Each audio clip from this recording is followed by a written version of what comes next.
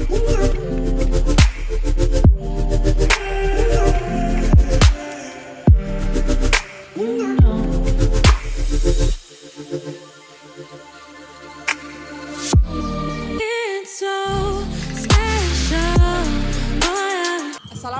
warahmatullahi wabarakatuh. Alhamdulillahi wa kafa, wassalatu wassalamu ala habibil mustafa wa ala alihi wa man wafa wa ba'd. Yang terhormat Ibu Nurul Martini, MPD, dan tak lupa teman-teman sekalian. Pada kesempatan kali ini kami akan mempresentasikan hasil dari kerja kelompok kami, yaitu mengenai stabilitas politik, yang mana akan dijelaskan oleh Novita Paparia. Stabilisasi politik. Pemerintahan Presiden Soekarno menerapkan politik luar negeri yang cenderung ke komunis atau blok timur. Hal ini dinilai menyimpang terhadap pelaksanaan Pancasila dan Undang-Undang 1945. Oleh karena itu, pemerintahan Orde Baru ingin menerapkan politik luar negeri bebas aktif. Artinya, Indonesia tidak cenderung ke blok manapun. Untuk menerapkan politik luar negeri yang bebas aktif, Indonesia melakukan 3 upaya. Pertama, mengakhiri konfrontasi dengan Malaysia. 2, kembali menjadi anggota PBB pada tanggal 28 September 1966, anggota tidak tetap Dewan Keamanan PBB. 3, memprakarsai pembentukan ASEAN. Selanjutnya yaitu tentang langkah-langkah kebijakan Orde Baru yang akan dibacakan oleh pihak. Kebijakan politik dalam negeri. 1. Melaksanakan pemilihan pertama masa Orde Baru 1971 menggunakan sistem multi partai 9 partai Golkar. Selanjutnya, pada tahun fungsi partai yaitu menyederhanakan partai politik sehingga sistem pelaksanaan pemilu yang semula multi partai menjadi dui partai. Setelah ditetapkannya kebijakan fungsi partai, maka pemilu selanjutnya 1977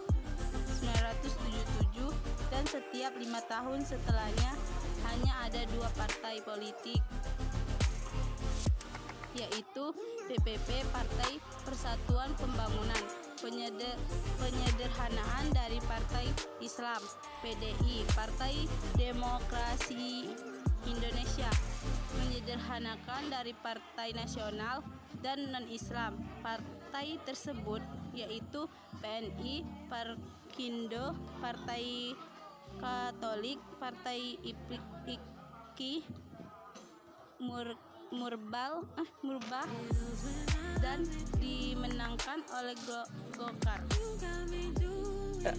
Selanjutnya tentang gagasan penyeragaman ideologi Pancasila yang akan dibacakan oleh Pemerintahan Orde Baru mengeluarkan gagasan ideologi Pancasila. Gagasan ini, penyeragaman ideologi Pancasila, dikukuhkan pada Kongres Nasional Pramuka 12 Agustus 1976 berupa P4, Pedoman Penghayatan dan Pengalaman Pancasila, tanggal 21 Maret 1978. P4 disahkan menjadi TAP MPR nomor 11 tahun 1978. Kemudian mulai disosialisasikan di berbagai organisasi sosial, politik, dan masyarakat melalui penataan P4 yang dikoordinasikan oleh Badan Pembina Pendidikan Pelaksana B+7. Setelah disosialisasikan, seluruh organisasi sosial politik HAM menerima bahwa Pancasila sebagai asa tunggal mereka. Orde Baru untuk menerapkan dui fungsi, memasukkan anggota APRI dalam keanggotaan DPR, MPR, dan dibentuknya fraksi APRI di parlemen.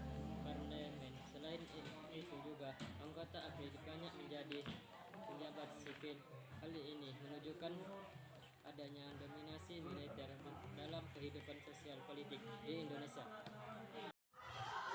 Kesimpulannya adalah adanya stabilisasi karena kondisi politik dan ekonomi Indonesia pada masa Orde Baru sangat tidak baik dan tidak stabil atau terjadi inflasi. Oleh karena itu, setelah berakhirnya kekuasaan Presiden Soekarno melalui TAP MPRS 33 atau MPRS 1967, Presiden Soeharto segera melaksanakan program untuk menciptakan stabilitas politik dan ekonomi di Indonesia. Tujuannya yaitu untuk memperbaiki perekonomian, politik, dan lain-lain.